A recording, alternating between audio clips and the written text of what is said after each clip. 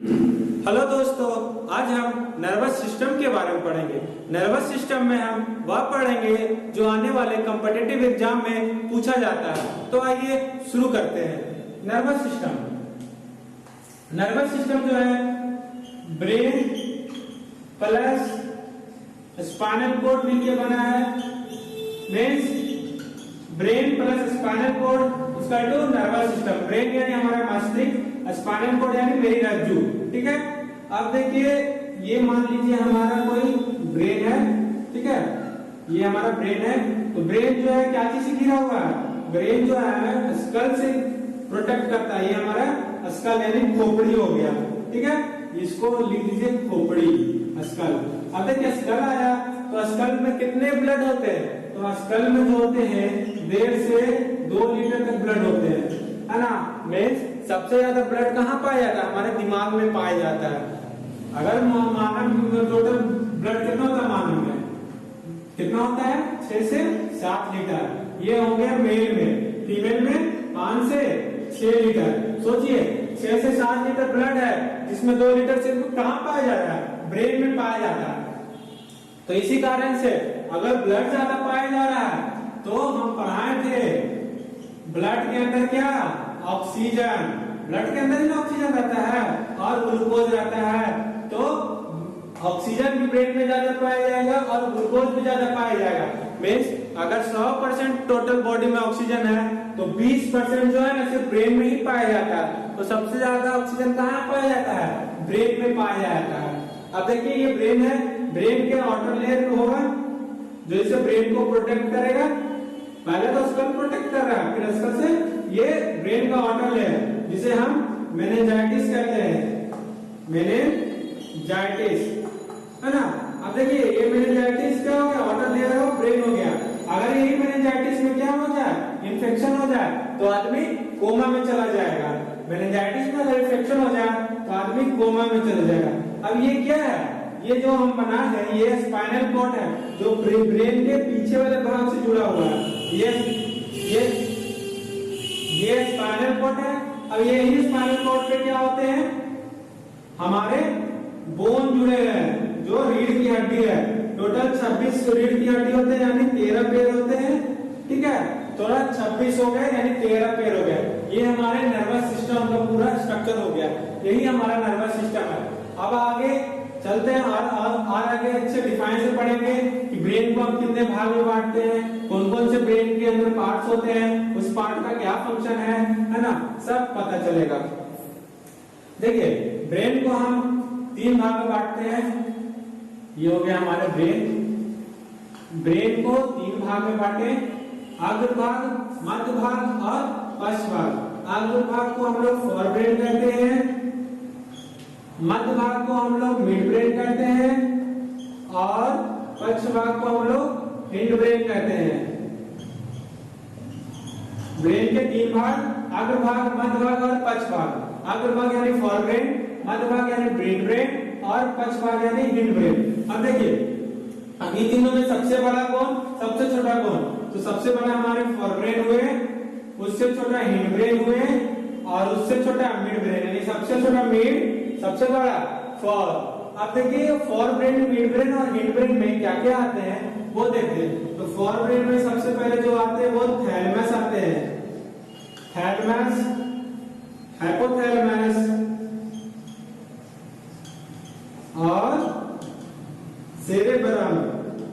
देखिए यहाँ पे कंफ्यूजन होता है क्योंकि ब्लड में 2 होते हैं, एक सेरेब्रम होता है, एक सेरेबेलम होता है। तो सेरेब्रम कहाँ पे होगा? अग्र भाग में होगा और सेरेबेलम कहाँ पे होगा? पश्च भाग में होगा। तो यहाँ पे स्टूडेंट कंफ्यूज हो जाते हैं कि सेरेबेलम आगे वाला में मारूं या पीछे वाला में मारूं। ये बहुत ही कंफ्यूजिंग क्वेश्चन है, तो इसके याद करने का एक टेक्निक याद रखिए कि सेरेबेलम आ रहा है। सेरेबेलम यानी बेल की तरह साउंड दे रहा है। तो जैसे ही हम बेल बोलते हैं तो बेल यानी यहाँ पे बेल फूट गया, तो यहाँ पे हम पीछे वाले भाग पे मतलब आगे छोड़ के यहाँ वाले भाग पे इंडिकेट करते हैं। इन्हें क्यों बोलते हैं मेरा बेल? तो इस तरह से आप इंडिकेट करके इसको याद कर सकते हैं कि सेरेबेलम पीछे होता है। अब मिड ब्रेन में आते हैं तो मिड ब्रेन में कुछ नहीं होता है। अब आते हैं पश्च भाग में, तो पश्च भाग में तो जान लीजिए सेरेबेलम, दूसरा पॉन्स, तीसरा मोडिला एब्लिगेटा। मोडुला ऑब्लिगेटा, ऑब्लिगेटा, मोडुला ऑब्लिगेटा। ठीक है, अब देखिए ब्रेन को हमने 3 भागों में बांटा, for brain, mid brain, hind brain. For brain में 3 होते हैं, thalamus, hypothalamus, cerebellum. Mid brain में कुछ नहीं होते, हिंड ब्रेन में सेरेबेलम, पॉन्स और मोडुला ऑब्लिगेटा होते हैं। अब प्रॉपर सबके बारे में जानेंगे कि सबका वर्क क्या होता है। आइए देखते हैं। सबसे पहले हिंड ब्रेन में चलेंगे, पीछे वाले भाग से चलेंगे। पीछे वाले भाग से हम लोग सेरेबेलम के बारे में चलते हैं। Cerebellum, cerebellum.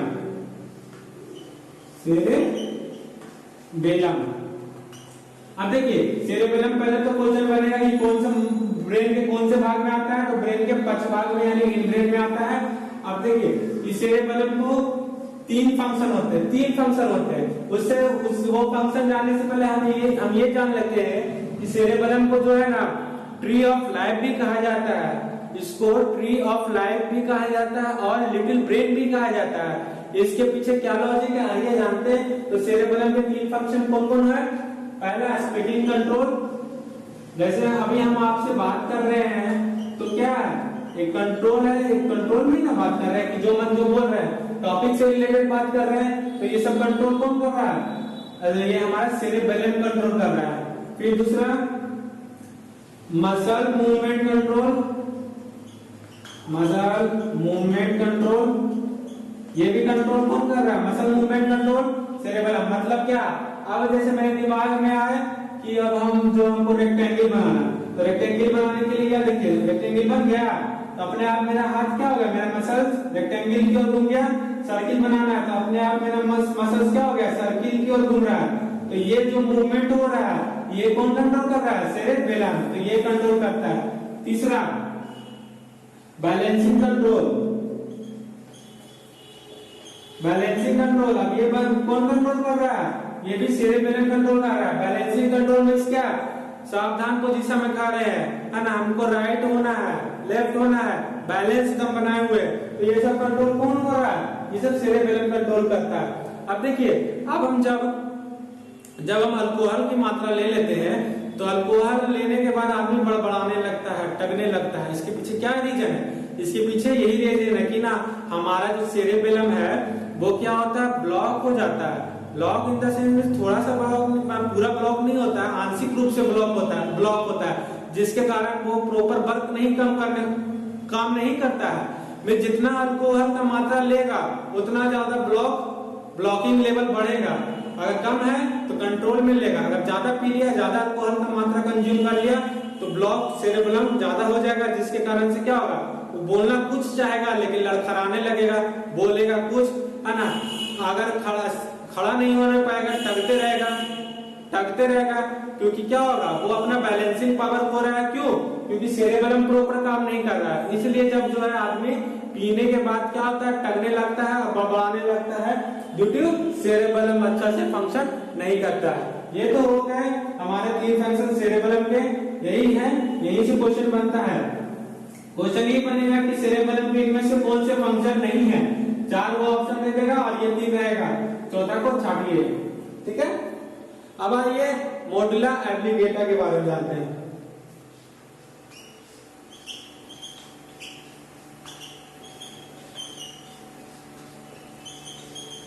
इसके क्या फंक्शन है, देखिए इसके ज्यादा कुछ नहीं फंक्शन है, इसके मतलब यही एक ही फंक्शन है कि जो हमारे बॉडी में बायोलॉजिकल रिएक्शन हो रहा है, बायोलॉजिकली रिएक्शन को कंट्रोल कर रहा है। अब देखिए बायोलॉजिकली रिएक्शन क्या है कि वही रिएक्शन जो मतलब जो तय है वो होके ही रहेगा, उस पर हमारा कंट्रोल नहीं है। जैसे में सांस लेना, सांस ले रहे हैं इसमें हमारा कंट्रोल है, छींकना हमारा कंट्रोल है ना, हार्ट बीट चल रहा है तो इस पे हमारा कंट्रोल नहीं है, अपने से चलते रहता है, छींक रहे हैं, खांस रहे हैं, इस पे हमारा कोई कंट्रोल नहीं। ये सब क्या है, बायोलॉजिकली रिएक्शन है, तो इस पे कौन कंट्रोल करता है, मोडुला ऑब्लिगेटा। तो अब जो हमारा बायोलॉजिकली रिएक्शन है ना वो 2 तरह के होते हैं। पहला वाइटल रिएक्शन, दूसरा है एसेसरी रिएक्शन। बायोलॉजिकली रिएक्शन 2 प्रकार के, वाइटल और एसेसरी। वाइटल रिएक्शन में क्या आते हैं और एसेसरी रिएक्शन में क्या आते हैं, आइए देखते हैं वाइटल रिएक्शन और एसेसरी रिएक्शन। वाइटल रिएक्शन में है कि अगर वो रिएक्शन रुक जाए तो इंसान की मौत हो जाएगी। जैसे में सांस लेना अगर रुक जाए तो इंसान मर जाएगा, हार्ट बीट चलना बंद हो जाए तो इंसान मर जाएगा, डाइजेशन नहीं हो तो इंसान क्या होगा, मर जाएगा, है ना। तो ये सब क्या है, ये सब है हमारे वाइटल रिएक्शन कि अगर वो रुक जाए तो इंसान मौत हो जाएगी। एसेसरी रिएक्शन में क्या है कि अगर वो रुक जाए नहीं भी हो तो इंसान को कोई फर्क नहीं होगा। जैसे में छींक आना, अगर छींक आना रुक जाता है तो आदमी कुछ होता है, बर्पिंग, ढेकार लेना, स्नोरिंग, है ना, खराटा लेना, ये सब क्या है एसेसरी रिएक्शन में। तो बस मेडुला ऑब्लिंगोटा का एक ही काम है कि बायोलॉजिकली रिएक्शन को कंट्रोल करता है। अब आइए हिंड ब्रेन में तीसरा पार्ट क्या है हमारा पॉन्स। पॉन्स का क्या काम है, पॉन्स का बस एक छोटा सा काम है कि हमने बताया था ये हमारे ब्रेन है। ब्रेन में क्या हो गया, स्पाइनल कोड में अगर कुछ हलचल हो, जैसे स्पाइनल कोड हमारे रीढ़ में क्या हो, यहाँ पे मान लो पेन हो जाए, तो यहाँ पे पेन हो तो हमें पता कैसे चलेगा, ब्रेन को कैसे इंडिकेट करता है कि हमारे यहाँ पे पेन हो रहा है।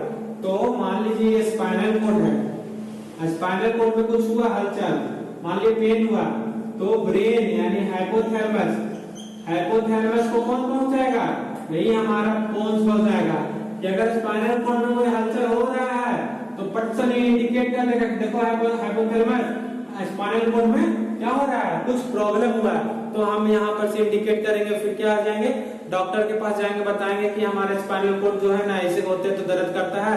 तो ये क्या हो गया, पोन्स का बस यही काम है, मीडिएटर का काम करता है कि जो हाइपोथैलेमस को बताता है स्पाइनल कोड में कुछ हुआ, स्पाइनल कोड अच्छा से काम कर रहा है या कुछ ऐसा इशू हुआ, तो बस पोन्स का यही काम है। अब हमने हिंड ब्रेन को देख लिया, अब आते हैं मिड ब्रेन में।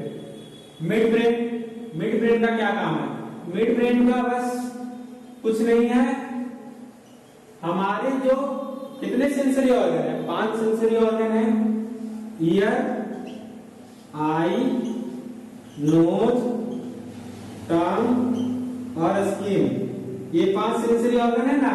तो बस 5 सेंसरी, ईयर का काम क्या होता है, हियरिंग पावर, आई का क्या होता है, विजुअल पावर, ठीक है। नोज का क्या होता है, स्मेल लेते हैं। टंग से क्या है, टेस्ट।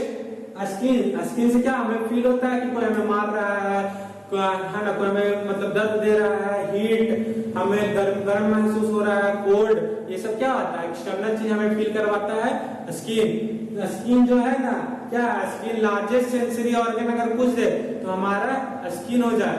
लार्जेस्ट सेंसरी ऑर्गन पूछे तो क्या होगा, हमारा स्किन होगा। आप देखिए मिड ब्रेन जो है, मिड ब्रेन का क्या काम है कि जो हमारे 5 सेंसरी ऑर्गन है, ईयर, आई, नोज, टंग और स्किन, इसमें से जो है ईयर और आई का कौन कंट्रोल करेगा, मिड ब्रेन कंट्रोल करेगा। ईयर और आई को कौन कंट्रोल करेगा, मींस हमें देखना है, हमको दाएं देखना है, तो मेरा क्या होगा, ये जो रेटिना है दाएं, रेटिना बाएं, कॉर्निया जो है ऊपर नीचे, आंख बंद करना, कुछ मतलब अगर फॉरेन बॉडी घुस रहा है तो आंख अपने आप बंद हो जाता है। तो ये सब कौन कंट्रोल कर रहा है, मिड ब्रेन कंट्रोल कर रहा है। ईयर में जैसे हम कुछ इधर वाला आवाज हमको सुनना है तो कान खड़ा कर लेते हैं इधर की ओर, तो मतलब ये सब जो है ना, आई ईयर के जितने भी फंक्शन है सारे मिड ब्रेन कंट्रोल करते हैं। अब बचा नोज, टंग, स्किन, ये सब को कौन कंट्रोल करता है, तो ये सब को थैलेमस कंट्रोल करता है। अब थैलेमस कहाँ है, थैलेमस फोरब्रेन का पार्ट है, ठीक है। मिड ब्रेन खत्म हो गया। मिड ब्रेन का बस एक ही काम है, आई ईयर को कंट्रोल करना। अब फोरब्रेन का क्या काम है, फोरब्रेन में हम लोग थैलेमस पढ़े थे। थैलेमस का काम है कि बाकी जो तीन सेंसरी ऑर्गन थे, नोज, टंग और स्किन, इसको कंट्रोल करना, ठीक है। यही बस थैलेमस का काम है। अब आइए main and important, hypothalamus. Hypothalamus क्या है, हाइपोथैलेमस देखिए इसको क्या कहते हैं, इसको तो पहले हार्ड डिस्क ऑफ ब्रेन भी कहा जाता है। हाइपोथैलेमस को हार्ड डिस्क ऑफ ब्रेन कहा जाता है। क्यों क्यों कहा जाता है, क्या है नहीं है, आइए जानते हैं। तो हाइपोथैलेमस में कितने लोग, पहले तो हाइपोथैलेमस में जो होते हैं ना, हाइपोथैलेमस मान लीजिए ये है, इसमें से हमारे 5 लोब होते हैं। हाइपोथैलेमस में कितने लोग, 5 लोब। पहला फ्रंटल लोब, पहला frontal lobe, temporal lobe, frontal lobe, temporal lobe, parietal lobe,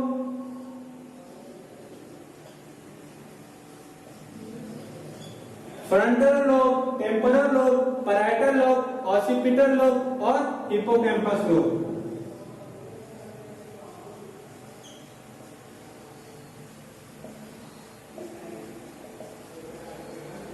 hippocampus lobe, ये 5 लोब होते हैं, फ्रंटल, टेम्पोरल, पैराइटल, ऑसिपिटल और हिप्पोकैम्पस। यही 5 लोब में जो हमारा सब कुछ जो आज तक हमें याद है, सारा इसी में याद है कि हम 5 साल पहले क्या खरीदे थे, क्या खाए थे, कौन से पार्टी में गए थे, किसका शादी कब हुआ, जो हम पढ़ते हैं सब कुछ यहाँ हिप्पोकैम्पस के यही 5 लोब में बसा हुआ है ना।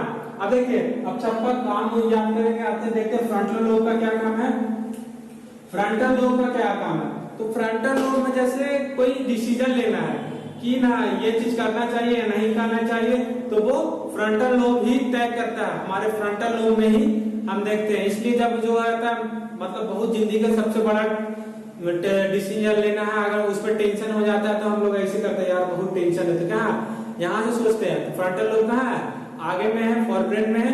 फिर उसके बाद फ्रंटल लोब का क्या काम है, पर्सनालिटी डेवलप करता है ना, कि किसका पर्सनालिटी अच्छा है क्या नहीं है, वो फ्रंटल लोब भी डेवलप करता है। दूसरा डिसीजन मेकिंग, जो तो हम बता ही दिए। फिर है सोचना, थिंकिंग कि फ्यूचर के बारे में क्या करे नहीं करे, है ना, यही सब है हमारे फ्रंटल लोब का कार्य। ये फ्रंटल लोब होता है मीन्स इसमें हमें मेमोरी फॉर्मेशन होता है। मेमोरी फॉर्मेशन मीन्स क्या, कि हम आज से 5 साल बाद पहले क्या किए थे वो सब फॉर्मेशन करेगा, ठीक है, कौन, फ्रंटल लोब। आइए पैराइटल लोब। तो पैराइटल लोब में क्या होता है ना, जिसका मैथ और रीजनिंग अच्छा है, जो कैलकुलेशन में अच्छा है, तो उसका पैराइटल लोब क्या होगा, बढ़िया होगा। जो कैलकुलेशन बहुत जल्दी कर लेता है ना, जो जुगाड़ू है, उसका पैराइटल लोब क्या है, अच्छा है। अब आए टेम्पोरल लोब में। टेम्पोरल लोब में क्या होता है ना, बस 2 चीज होता है, डिस्टेंस, एक तो पहले डिस्टेंस याद रखेगा, दूसरा डायरेक्शन याद रखेगा। कभी आप सोचे हैं कि हम जो है कहीं जाते हैं, वहां का जब चेहरा याद हो जाता है, चित्र, कि यहाँ से जो है ना दाएं मुड़े थे, दाएं के बाद बाएं मुड़े से तुम्हारा घर आ गया था, वहां पे वो जो है नीम का भी पेड़ था, तो सब कैसे याद है, वो सब जो डायरेक्शन और डिस्टेंस जो होते हैं टेम्पोरल लोब में बस जाते हैं, टेम्पोरल लोब में बस जाते हैं, और वो हमारा एक मेमोरी फॉर्मेशन कर लेता है। वो मेमोरी फॉर्मेशन हमें जिंदगी भर याद रहता है। मतलब एक बार कहीं जाते हैं और वहां का मेमोरी फॉर्मेशन बना लेते हैं टेम्पोरल लोब से, और वो फ्रंटल लोब में सेव हो जाता है, ठीक है। टेम्पोरल लोब का यही काम है कि डिस्टेंस और डायरेक्शन याद रखना, ठीक है।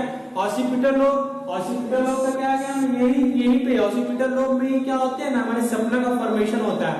सपना का फॉर्मेशन होता है कि रात में अगर हम कोई सपना देख लिए तो ऑसिपिटल लोब में फॉर्मेशन हुआ। अगर ऑसिपिटल लोब में फॉर्मेशन हुआ और ऑसिपिटल लोब में फॉर्मेशन होकर सपना देखते थे कि हिप्पोकैम्पस में चल गया, तो उस सपना को हम जिंदगी भर याद रख लेंगे। अगर यही बना और यही खत्म हो गया तो हम भूल जाएंगे। सवेरे सोचेंगे अरे यार रात में क्या सपना देखे थे, अगर यही बना यही खत्म हो गया तो हम लोग भूल जाएंगे। अगर ऑसिपिटल में वो ऑसिपिटल लोब में सपना बना और हिप्पोकैम्पस लोब में चला गया तो हमें जिंदगी भर वो सपना याद रहेगा। तो अब आइए, हिप्पोकैम्पस, ऑसिपिटल खत्म हो गया, हिप्पोकैम्पस को हम लोग मेमोरी स्टोर होता है यही, है ना, यहाँ मेमोरी फॉर्मेशन होता है। हम लोग थिंकिंग करते थे यहाँ, लेकिन मेमोरी स्टोर यहाँ होता है हिप्पोकैम्पस में, इसलिए इसको हार्ड डिस्क और ब्रेन भी कहा जाता है। ब्रेन का हार्ड डिस्क किसे कहा जाता है, हिप्पोकैम्पस को कहा जाता है, ठीक है।